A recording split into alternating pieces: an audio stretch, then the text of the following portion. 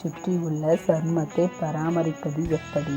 கருவளையங்கள், தொய்வடைந்த இமைகள், கண் முடிவில் சுருக்கங்கள் போன்ற இந்த பாதிப்பிலிருந்து முடிந்தவரை கண்ணை சுற்றிய சருமத்தை பாதுகாக்க பின்வரும் அறிவுரையை கேளுங்கள்.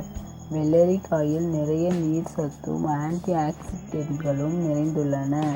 இவை சருமத்தில் சேர்ந்துள்ள நச்சுக்களை களைத்து நீக்கி ஈரப்பதத்தை தக்க வைக்க உதவுகின்றன.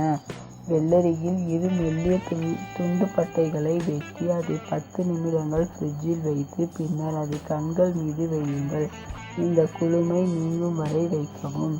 இதை தினமும் செய்தால் கண்களை சுற்றியுள்ள சோர்வடைந்த சருமம் புத்துணர்வு பெறும். உருளைக்கிழங்கை தோல் உரித்து துருவி அதை சாறை பிழிந்து எடுத்து கொள்ளுங்கள்.